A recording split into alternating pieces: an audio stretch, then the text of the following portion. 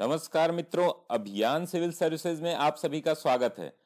मित्रों, आज हम देखेंगे दो प्रश्नों पे चर्चा हिंदी में। जय जवान जय किसान, जय विज्ञान और जय अनुसंधान नारे के उद्भव एवं महत्ता पर प्रकाश डालिए।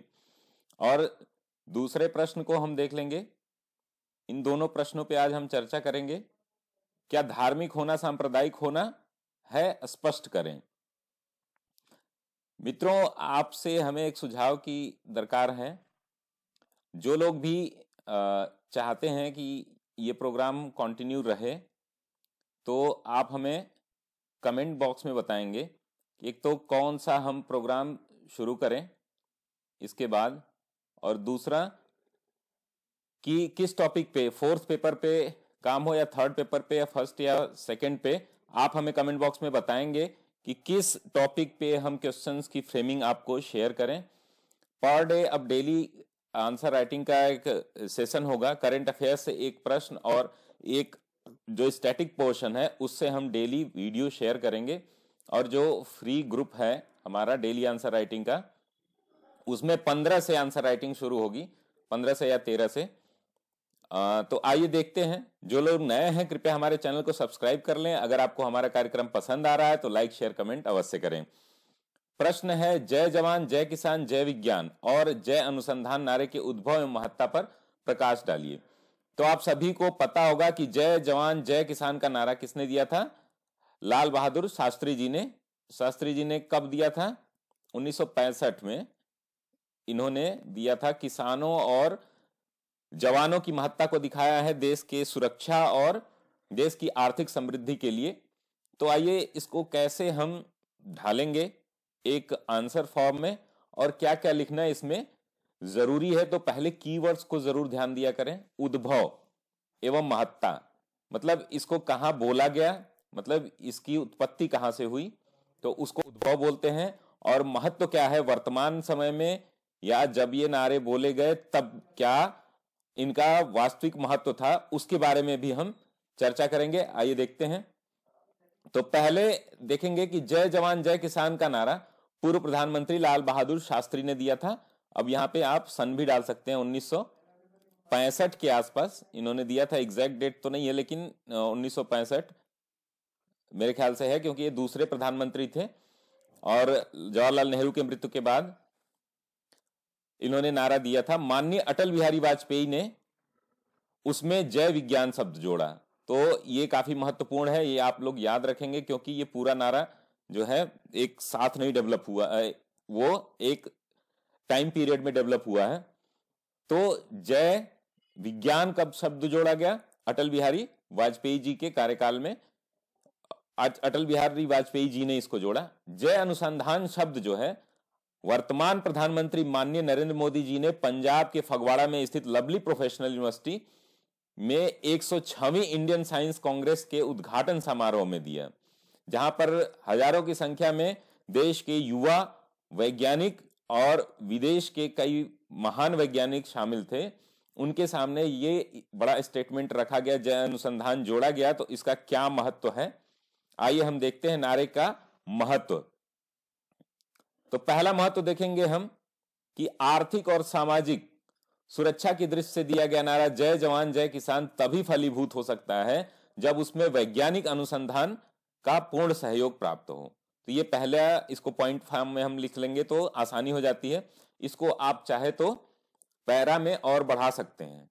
तो इसमें देखेंगे आप, हम 140 से 150 शब्द में आपको फ्रेमिंग पूरी दे रहे हैं, लेकिन ये पॉइंट है, इसको आप 250 शब्द भी बढ़ा सकते हैं और 200 शब्द भी बढ़ा सकते हैं। लेकिन इतने पॉइंट अगर आप याद कर लें तो इससे ज्यादा लिखने की आवश्यकता नहीं पड़ेगी आपको परीक्षा में। तो आइए देखते हैं दूसरे पॉइंट को। हरित क्रांति। हरित क्रांति के बारे में आप सभी ने सुना ही होगा, जिसमें सबसे ज्यादा योगदान किसका था? हाइब्रिड जो सीड्स थे उसका। 1960-70 के दशक में आपने देखा था बड़े स्तर पे, जो खास करके पश्चिमी उत्तर प्रदेश, पंजाब और हरियाणा के क्षेत्र में बहुत बड़े स्तर पे उत्पादन में, खाद्यान्न उत्पादन में वृद्धि हुई, खास करके गेहूं और चावल में। तो गेहूं और चावल के उत्पादन में वृद्धि तभी संभव हो पाई जबकि हाइब्रिड बीजों का उपयोग हुआ, नई तकनीकों का, पेस्टिसाइड्स, खाद का, जो कि सभी किस पे डिपेंड करता है? साइंस एंड टेक पे। साइंस एंड इनोवेशन क्या बोलते हैं इसको? अनुसंधान को, रिसर्च। ये आंसर जो है आपको हम हिंदी और इंग्लिश दोनों में प्रोवाइड कराएंगे। थोड़ा सा समय लग रहा है इंग्लिश के लिए। इंग्लिश का भी कार्यक्रम नेक्स्ट वीक से शुरू हो जाएगा। और इसके लिए आपको अगर टेस्ट सीरीज ज्वाइन करनी है तो डिस्क्रिप्शन बॉक्स में लिंक दिया गया है। टेस्ट सीरीज की कॉस्ट 3000 है, दोनों ही मीडियम की। आप ज्वाइन कर सकते हैं। अगर आपको 400 प्रश्नों की फ्रेमिंग लेनी है तो उसके लिए 2000 आपको पे करना होगा। उसके लिए भी आप ज्वाइन कर सकते हैं। व्हाट्सएप नंबर दिया गया है इस पे भी, पीडीएफ में भी, और नीचे डिस्क्रिप्शन बॉक्स में आपको व्हाट्सएप नंबर और पेमेंट की सारी डिटेल मिल जाएगी। तो दूसरा पॉइंट ये होता है कि हरित क्रांति बिना हाइब्रिड बीजों के एवं तकनीकों के माध्यम से संभव नहीं थी। आज भी देश में कृषि वैज्ञानिकों एवं अनुसंधान की कमी सहज ही देखी जा सकती है। इसलिए जय अनुसंधान और जय विज्ञान दोनों का भी महत्व बढ़ जाता है, जय जवान जय किसान के साथ साथ। सैन्य सेवाओं, हथियारों एवं आयुध के लिए भारत विश्व का सबसे बड़ा आयातक देश है। मेक इन इंडिया एवं अन्य योजनाओं के द्वारा भारत में सैन्य अनुसंधान की प्रबल संभावना है। तो आप देखेंगे कि भारत जो है हथियारों का सबसे बड़ा आयातक देश है, और यह लगातार पिछले 4-5 सालों से बना हुआ है। उससे पहले से ही 10 सालों से ही भारत जो है टॉप पर बना हुआ है। क्यों? क्योंकि हमारी सैन्य सेवा विश्व की सबसे तीसरी बड़ी सैन्य सेवा है, और हमारे पास सुरक्षा के लिए जितने भी संसाधन चाहिए, चाहे वो हमें बुलेट प्रूफ जैकेट चाहिए या राफल, सभी हम कहाँ क्या करते हैं? विदेशों से ही आयातित करते हैं। क्यों करते हैं? क्योंकि हमारे यहाँ मैन्युफैक्चरिंग हब नहीं है। अनुसंधान जो रिसर्च एंड डेवलपमेंट के वर्क्स बहुत ही कम है। तो फिर भी गवर्नमेंट ने मेक इन इंडिया के थ्रू और अन्य योजनाओं के थ्रू इस पे सैन्य अनुसंधान पे जोर दिया है, जिसमें अभी बहुत सारी संभावनाएं हैं। इसलिए अनुसंधान की बहुत ही ज्यादा आवश्यकता है। तीसरे पॉइंट पे आएंगे, आर्थिक रूप से, ये ऐप नहीं है, आर्थिक रूप से हम तभी सशक्त हो सकते हैं जब देश का प्रत्येक किसान समृद्ध हो और देश का हर जवान अत्याधुनिक तकनीकों से अवगत हो। जैसे आजकल आप इसमें बहुत सारी चीजें लिख सकते हैं। रोबोटिक्स लिख सकते हैं कि रोबोटिक्स का क्या क्या यूज हो सकता है, और आप लिख सकते हैं कि जो न्यू टेक्नोलॉजीज आ रही हैं एग्रीकल्चर में, एग्री बिजनेस में, और जो साइंस एंड टेक में, जैसे अभी F-16 और MiG-21 का बहुत नाम सुना होगा आपने। F-16 और M-21, इनका आपने काफी नाम सुना होगा। तो इस समय जो भारत पाकिस्तान के बीच हो रहा है, तो आप देखेंगे कि F-16 बहुत ही हाई प्रोफाइल मतलब कि 4th जनरेशन का ये विमान है, और ये M-21 जो है 2nd जनरेशन का है। तो ये जनरेशन क्या है और ये कहां से आते हैं, क्या भारत में इनका होता है, इनका निर्माण किया जा सकता है, मैन्युफैक्चरिंग की जा सकती है। इन सभी संभावनाओं को देख करके आप इन पॉइंट्स को बढ़ा भी सकते हैं और घटा भी सकते हैं। मान लीजिए कि 100 वर्ड में पूछ रहा है तो इसको घटा भी सकते हैं। दूसरा प्रश्न देखेंगे, क्या धार्मिक होना सांप्रदायिक होना है? ये बहुत ही प्रासंगिक क्वेश्चन रहा है सभी परीक्षाओं में और हमेशा के लिए, कि धर्म क्या है और संप्रदाय क्या है, सांप्रदायवाद क्या है, और धर्म का अर्थ किस तरीके से लोग गलत तरीके से निकालते हैं। खास करके जब हम देखेंगे कि कट्टरता, जब दंगे होते हैं, भारत में बहुत सारी संभावनाएं बनी रहती हैं, हर साल कहीं ना कहीं दंगे हुआ करते हैं, और ये दंगे आज से नहीं, जब से भारत पाकिस्तान विभाजन हुआ है तभी से लगातार जारी हैं। और इनको कैसे कम किया जाए, धर्म क्या है, कुछ कट्टरपंथी धर्मों के जो अनुयायी हैं, चाहे वो हिंदू धर्म में हो चाहे इस्लाम में हो, खास करके इस्लाम में देखते हैं आप चरमपंथी वहाबी ग्रुप जो है वो विश्व के कोने कोने में जहां भी है वहां पे उन्माद की स्थिति में आता है तो क्या वो धर्म को समझते भी हैं या संप्रदायवाद को समझते हैं? तो संप्रदायवाद क्या होता है, धर्म क्या होता है, धार्मिक होना क्या होता है, इसकी परिभाषा हम पहले इंट्रो में देंगे। तो आइए देखते हैं। धर्म का अर्थ होता है धारण करना। तो धारिते इति धर्म करके एक रामायण में उक्ति है, वो मुझे याद नहीं आ रही है, अभी अभी मैं बताता हूं।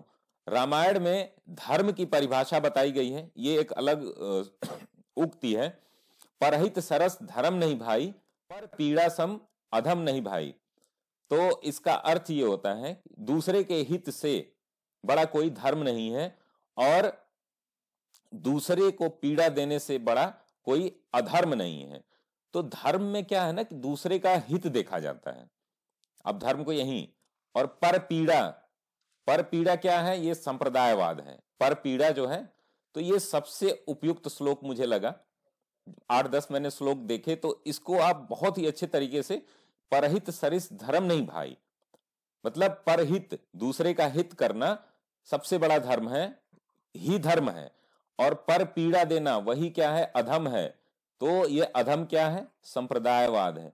तो यहीं से आपको अर्थ समझ में आ जाएगा कि पूरा क्वेश्चन पढ़ना ही नहीं पड़ेगा और एग्जामिनर इसी पे आपको पूरा नंबर दे सकता है।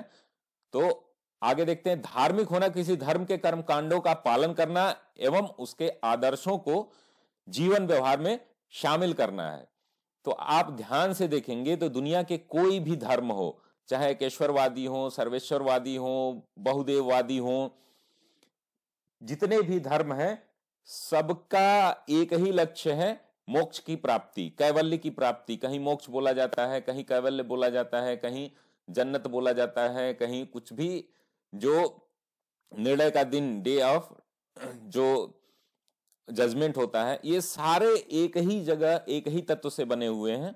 जब सार्वभौमिक तत्व की बात हम करेंगे, वही ईश्वर है, वही अल्लाह है, वही वाहेगुरु है, वही जो है गॉड है। तो आप देखेंगे कि कोई भी धर्म हमें नफरत नहीं सिखाता है, हिंसा नहीं सिखाता है। उसके कुछ आदर्श होते हैं। आदर्श कभी भी सामान्य मनुष्य की सोच के नहीं होते हैं, वो हमेशा आदर्श की बात करते हैं। तो धर्म के बारे में जानना सबसे ज्यादा जरूरी है। धर्म की परिभाषा जो सामान्य रूप से क्या हो सकती है। वहीं जब एक धर्म दूसरे धर्म को अपने हितों का विरोधी मानने लगता है, जैसे हिंदू धर्म में मांस खाना वर्जित है और इस्लाम में मांस लोग खा सकते हैं, मतलब वर्जित नहीं है लेकिन फिर भी कर्मकांडों के आधार पर बनाया जाता है कि नहीं खा सकते हैं। तो जब इन दो लोगों के हितों का टकराव होता है और जब एक धर्म मानने लगता है कि दूसरा धर्म उसका विरोधी है, ऐसा होता कभी नहीं है लेकिन ये मानने के ऊपर है। कुछ मौलाना, कुछ पंडित लोग इसको अगर बरगला देते हैं, लोगों के दिमाग में गलत चीजें डाल देते हैं।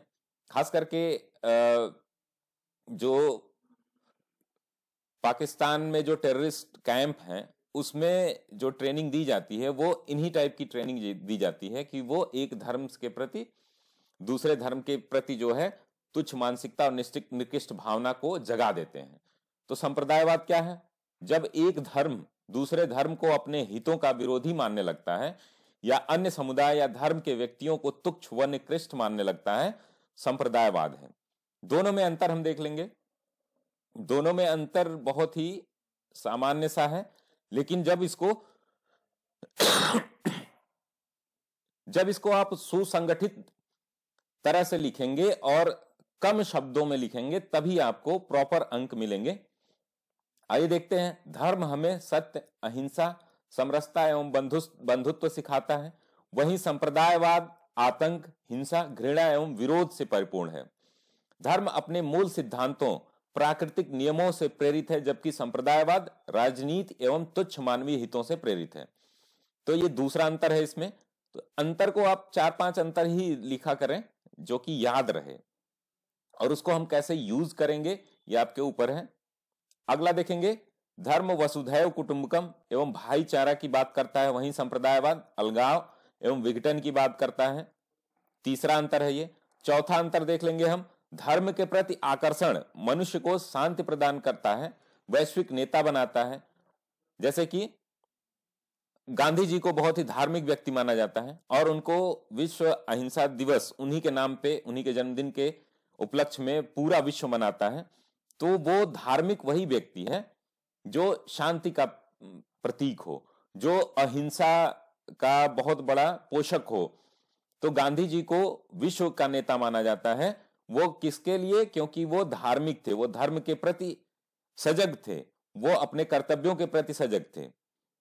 वहीं संप्रदायवाद, आतंकवाद, माओवाद और नक्सलवाद, फांसीवाद की ओर अग्रसर होता है। तो जितने भी आतंकवादी संगठन हैं, माओवादी संगठन है, हिंसा से संबंधित जो भी संगठन हैं, वो क्या है? फांसीवादी हैं, वो संप्रदायवाद के द्योतक हैं। तो इसको कंक्लूजन एक लाइन जरूर दीजिएगा, हमेशा निष्कर्ष दिया करिए। अतः स्पष्ट रूप से देखा जा सकता है कि धार्मिक होना, सांप्रदायिक होना, दोनों एक दूसरे के विपरीत हैं। मित्रों, आप सभी से निवेदन है कि अगर आपको हमारा कार्यक्रम अच्छा लगता है तो कमेंट और लाइक जरूर किया करें, और अगर आपको लगता है कि इससे और किसी का फायदा हो सकता है तो आप उनके बीच शेयर जरूर किया करें। जो लोग मुख्य परीक्षा 2018 दे रहे हैं या भविष्य में 2019 में वो मुख्य परीक्षा लिखने चाहते हैं, यूपीएससी की या यूपीपीसीएस की, तो इससे दोनों का काम चल जाएगा। ये फोकस तो यूपीपीसीएस के लिए है, लेकिन इसमें बहुत सारे ऐसे अच्छे कंटेंट आपको मिलेंगे जो आप सीधे सीधे यूपीएससी में भी यूज कर सकते हो, या बीपीएससी या कोई भी रिटन एग्जाम आप देते हो जनरल स्टडीज के लिए, तो ये चैनल हमारा काफी महत्वपूर्ण है आप सभी के लिए। और जो भी आपको सुझाव देने होंगे कि हम किस पेपर पे अभी सीरीज चलाएं, जिससे हम 200 से 250 प्रश्न आपको वीडियो के माध्यम से ही दे देंगे, बाकी 400 अलग से प्रश्न हम डालेंगे और टेस्ट के लिए अलग से प्रश्न होंगे। तो तब तक के लिए धन्यवाद मित्रों, स्वस्थ रहिए, मस्त रहिए, व्यस्त रहिए।